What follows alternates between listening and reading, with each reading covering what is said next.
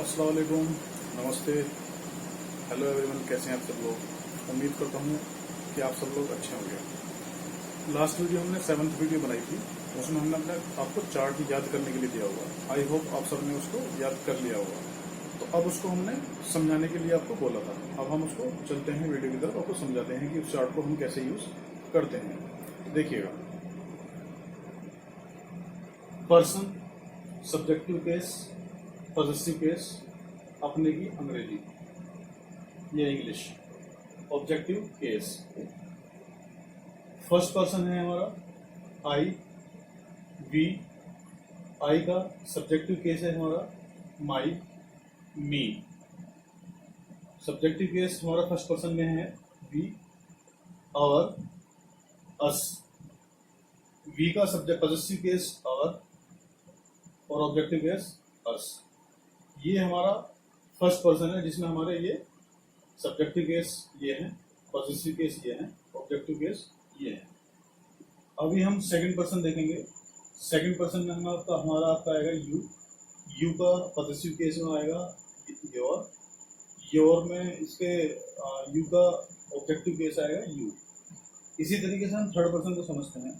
Third person में ही, she, they, it. इसका हम जो थर्ड पर्सन है हमारे, इसका हम पॉजिटिव केस देखेंगे। ही का हिज, हिम। ही का पॉजिटिव केस होगा आपका हिज, ऑब्जेक्टिव केस होगा हिम। इसी तरीके से हम शी का देखेंगे। शी का पॉजिटिव केस हर, हर, ऑब्जेक्टिव केस। दे का पॉजिटिव केस हमारा देयर और them, objective case. Subjective case में थर्ड पर्सन में इट, इट्स, इट।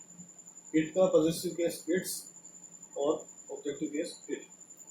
ये सारा हमने आपको लास्ट वीडियो में समझा दिया था, और इसकी हमने आपको हिंदी में भी नोट कराया था कि इसके मीन्स क्या होते हैं। ये मैं आपको चार्ट मैंने इसलिए बनाया है सो दैट मैं आपको एग्जांपल देकर समझा सकता हूँ। स्टार्टिंग के लेवल में कुछ लोगों की ये चीज समझ में नहीं आती है। जैसे जैसे आप सेंटेंस बनाते चलोगे आपको ये सब चीजें समझ में आने लगेंगी।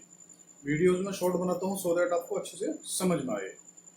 तो मैं आपको एग्जांपल के साथ एक बार समझा देता हूँ। देखिएगा, पर्सन आपको समझ में आता है जी। सब्जेक्टिव केस यानी कि जो हमारे सब्जेक्ट्स हैं। पॉजिटिव केस, पॉजिटिव केस का मतलब होता है अधिकार। जब आपके किसी चीज पर राइट्स होता है या उसका अधिकार होता है, या फिर आप शॉर्ट में इतना समझ लीजिए कि सब्जेक्ट्स के साथ अपने की जो अंग्रेजी आएगी वो पॉजिटिव केस के नीचे जो लिखी हुई है वो आएगी। एग्जाम्पल्स में आपको समझेंगे, देखिएगा। ऐसे ही आपका ऑब्जेक्टिव केस है। ऑब्जेक्टिव केस मैंने यहाँ नोट किए हुए हैं। तो जिन लोगों को ये मेरी वीडियो फर्स्ट टाइम देख रहे हैं तो वो मेरी जो 7th वीडियो है, ग्रामर 7th वीडियो, वो समझ सकते हैं कि उसमें मैंने जो आपको पूरी चार्ट लिखवाया है उसमें हिंदी के साथ भी सेम चार्ट मैंने बनाया है। अब देखिएगा एग्जाम्पल के साथ। देखिए, हमने एग्जाम्पल लिया है, मैं अपना काम करता हूँ। सीधी सी बात है, हमारा जो मैं है वो आपका सब्जेक्ट है, मैं यानी कि आई। तो सब्जेक्टिव केस हुआ क्या हुआ हमारा आई। आई के साथ हमारा जो अपनी की अंग्रेजी आएगी हमारी माई। मैं अपना काम करता हूं यानी कि आई डू माई वर्क। वैसे माई का मतलब मेरा होता है, लेकिन हमने यहाँ अपने की अंग्रेजी क्या लिखी है, माई। मैं अपना काम करता हूं।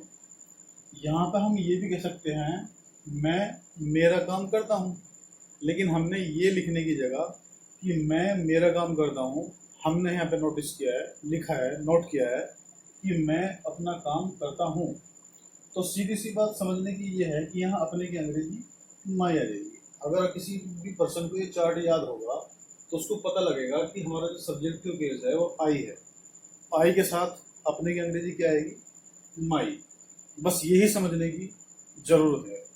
तो इसमें हमारा फर्स्ट एग्जांपल है, मैं अपना काम करता हूं। तो आई डू माई वर्क, यानी कि हमने अपने के नीचे अंडरलाइन किया हुआ है, तो और माई के नीचे भी अंडरलाइन किया हुआ है। तो ये हमें ये नोटिस कराता है, ये इंगित करता है कि अपने की अंग्रेजी माई आई है।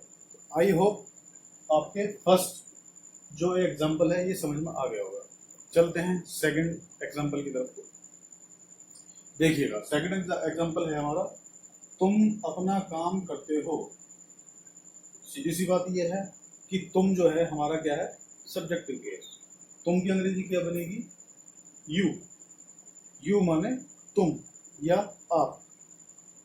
तो यहाँ पे है तुम अपना काम करते हो, हमने अपने को नीचे अंडरलाइन की हुई है, ठीक है। अपने की अंग्रेजी क्या आएगी हमारा, योर, यानी कि यू के साथ अपने की अंग्रेजी your. You do your work, यानी तुम अपना काम करते हो। तो यहाँ पे अपने की जगह हम ये भी लिख सकते थे, तुम तुम्हारा काम करते हो, लेकिन तुम्हारे की जगह हमने क्या नोट किया है अपना, ठीक है। तुम अपना काम करते हो, तो तुम के साथ अपने की अंग्रेजी योर, यानी कि यू डू योर वर्क। तो यहाँ पे ये समझने की जरूरत है कि यू के साथ जो अपने की अंग्रेजी आएगी वो योर आएगी। आई थिंक मैं समझता हूँ कि आपके सेकंड एग्जाम्पल भी समझ में आ गया होगा। अगर आपको ये चार्ट आराम से याद होगा तो आप आराम से इसको सॉल्व कर सकते हो। थर्ड एग्जाम्पल लेते हैं, वे अपना काम करते हैं। सीधी सी सिंपल सी लॉजिक है कि वे की अंग्रेजी क्या है, दे माने वे। ये क्या है हमारा सब्जेक्टिव केस, यानी कि ये सब्जेक्ट है। दे के साथ हमने चार्ट में शो किया हुआ है कि दे के साथ जो हमारी अपने की अंग्रेजी आएगी वो देयर आएगी।